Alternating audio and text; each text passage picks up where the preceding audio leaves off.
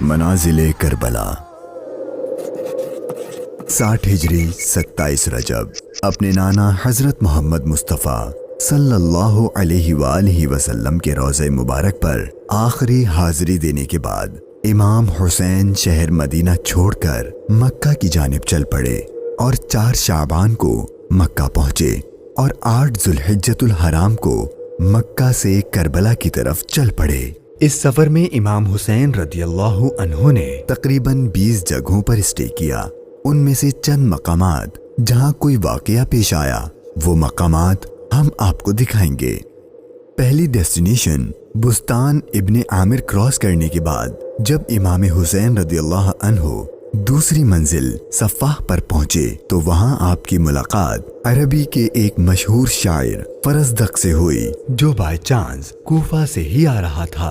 आपने इससे कूफा की सिचुएशन के बारे में पूछा तो उसने कहा, ए नवासे रसूल, उनके दिल तो आपकी फेवर में है लेकिन उनकी तलवारें आपके अगेंस्ट हैं। इमाम हुसैन का तीसरा स्टे जाते इर्क नामी सुनसान और वीरान जगह पर हुआ जहां एक शख्स बशीर बिन गालिब ने इमाम हुसैन के काफले वालों को टेंट्स लगाते देखा तो वो बड़ा हैरान हुआ। फिर उसने आकर इमाम हुसैन से मुलाकात की तो दौरान गुफ्तगू इमाम हुसैन ने उसे अपने सफर का मकसद बताया और साथ अपनी शहादत की खबर भी दी। इमाम हुसैन का चौथा स्टे हाजिज था।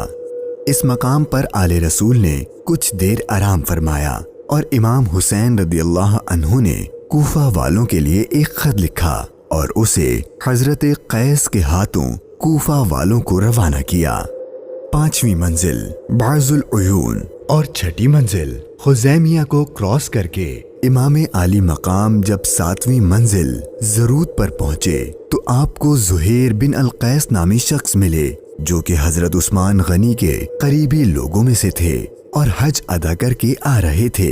उसने जैसे ही इमाम हुसैन से मुलाकात की तो उसने अपने घर जाने के बजाय इमाम हुसैन का रफीक सफर बनने को प्रेफर किया।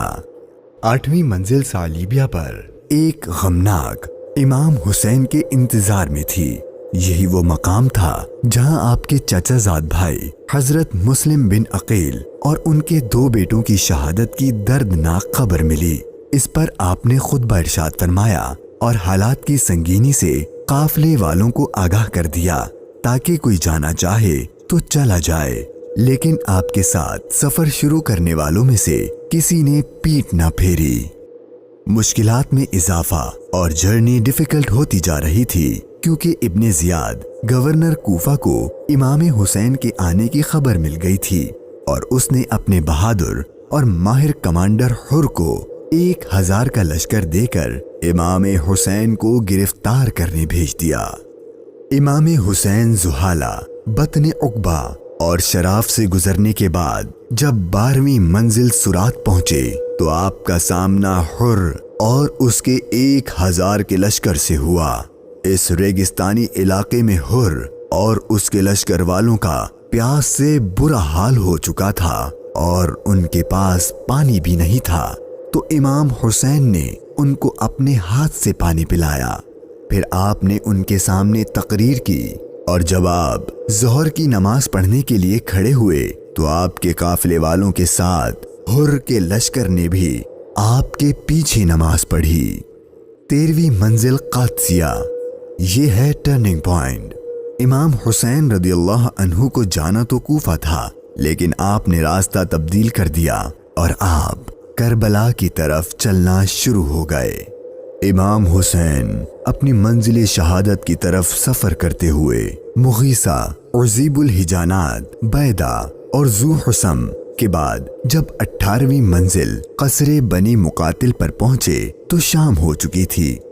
आपने रात यहीं गुजारी और सुबह जब इमाम हुसैन यहाँ से रवाना हुए तो आपकी जबान पर इन्ना लिल्लाहि व इन्ना इलैहि राजिऊन के कलिमात जारी थे।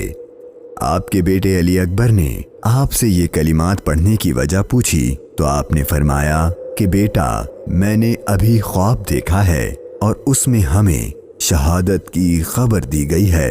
تو آپ کے شہزادے نے پوچھا کہ اے بابا جان، کیا ہم حق پر نہیں ہیں؟ تو امام حسین نے فرمایا کیوں نہیں؟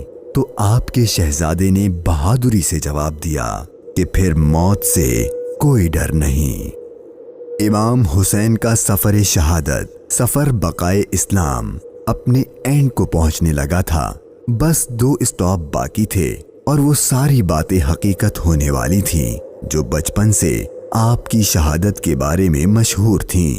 امام حسین جب اپنی سیکنڈ لاسٹ منزل نینوا پر پہنچے تو آپ کی آنکھوں کے سامنے بھی وہ سارا منظر گھومنے لگا جو آپ اپنے والد سے سنا کرتے تھے۔